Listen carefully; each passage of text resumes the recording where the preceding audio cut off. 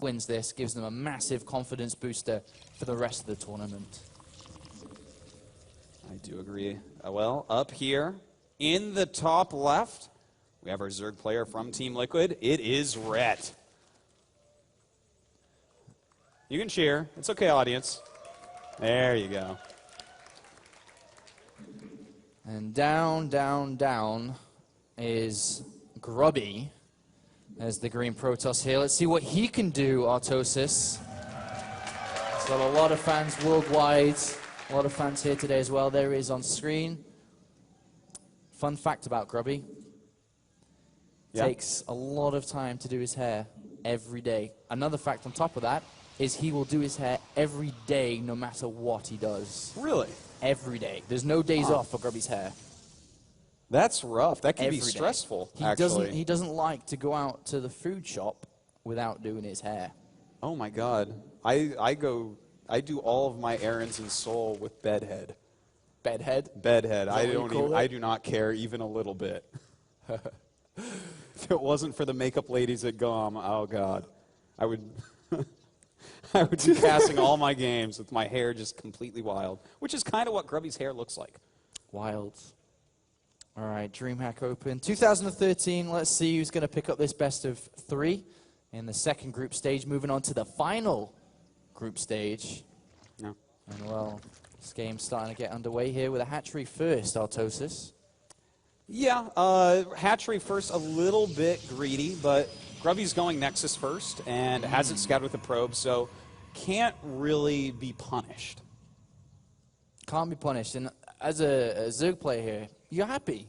I'm actually, you know, coming into this, you see, all right, well, Nexus first, I've got, you know, a very good build against it. When you go spawn and pull against this, there's no option to do anything, so this hatchery first does give you a little bit of a better booster when it comes to, you know, getting your economy rolling. Definitely, and Grubby's types of attacks and all-ins are a little bit more complicated than a cannon rush. So the hatchery first play is actually a nice little move by Rhett. You know, he's playing his opponent here. And an early hatchery here too. Look at that, a really third hatchery coming down before he actually gets the queen down at all. Yeah. Well, you know, while we wait for this game to pick up a little bit, because you know we're all StarCraft people here. We've seen this early game, and it takes a little bit to shape up. I want to ask the audience a little something here, because right now it's tied up. It's 1-1. Who here thinks? I want you to make a lot of noise. Who here thinks Rhett is going to take this series? So 7 people think Rhett's going to. Guys, I think you're underestimating him. He's one of the best Zergs in the world. Okay, who here? Make a lot of noise once again. Who here thinks Grubby's going to take it? All right. That one guy at the front, no, he says no. No? It's totally Rhett, right? Okay. Well, we will see. We will see. I like that sign, by the way, Peak Apollo. Peak Apollo? Yeah. I didn't see that sign. Yeah, it's a good one. So I'm going to keep that in mind for the rest of the weekend. That sign. And we do have +1 attack down quite early here. And I'm not sure if it was spotted by that Overlord. I think it may have just narrowly missed it. But a +1 attack down quite early once again. Are we having a repeat or something that should have happened in that previous game, you think?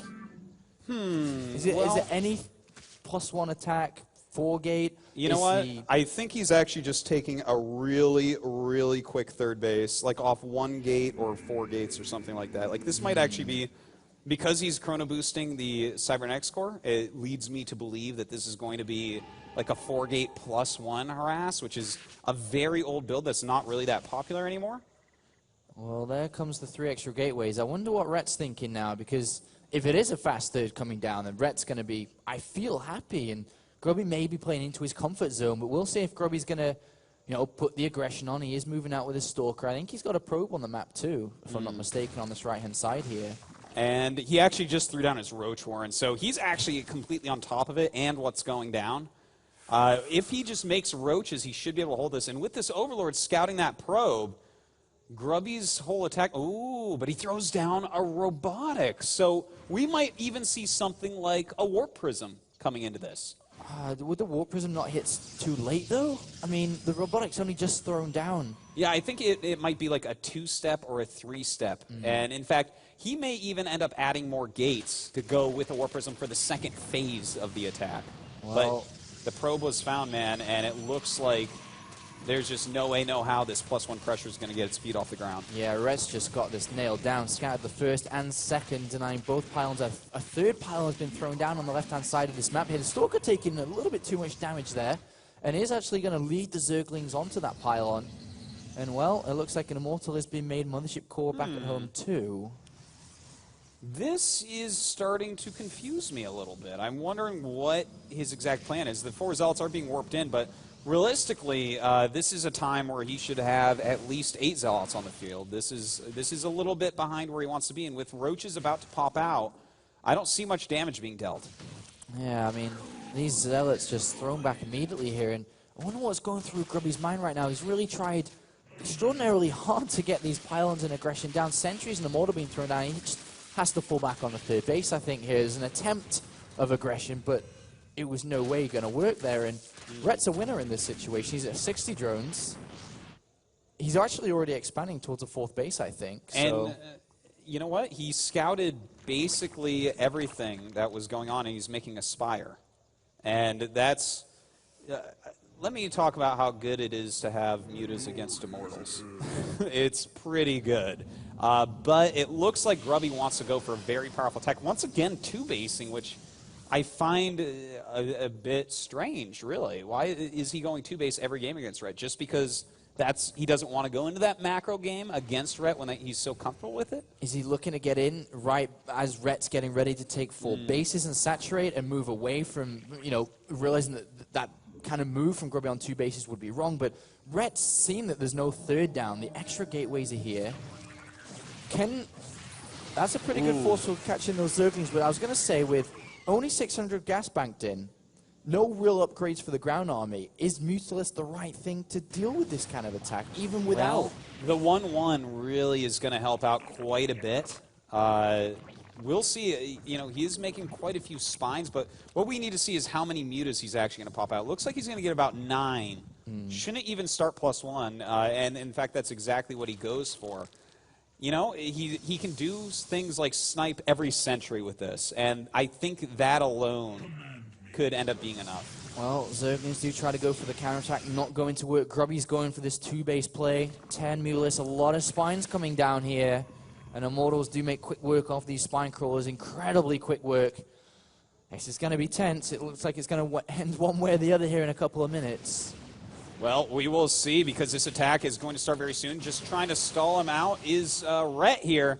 And what's he going to warp in? He's warping in Stalkers. That's exactly what he needs. 1-1 Stalkers are going to do pretty well against these mutas overall. All right, here we go. Garden Shield activated, and there come the Force Fields. Here come the Mutalis here, and they're just by themselves. They're going to go down incredibly fast here. Oh, yeah, not the best scenario for that. And Grubby is taking a huge lead right now. What a good lead. What a good fight for Grubby here. There's virtually nothing. And with the spine crawlers falling down, Grubby's army's just untouched here. Mutalis coming out one by one with 1-1 upgrades on the ground. Nothing here for Red. He's just caught. GG, well played. Grubby takes it 2 victories to 1. Yeah. A lot of 2-basing there, and that's Grubby for you. He really does plan well, and I think he decided that since he was playing against Rhett, why not just hit him early and hit him often? Because Rhett, when he gets in the late game, is almost unstoppable.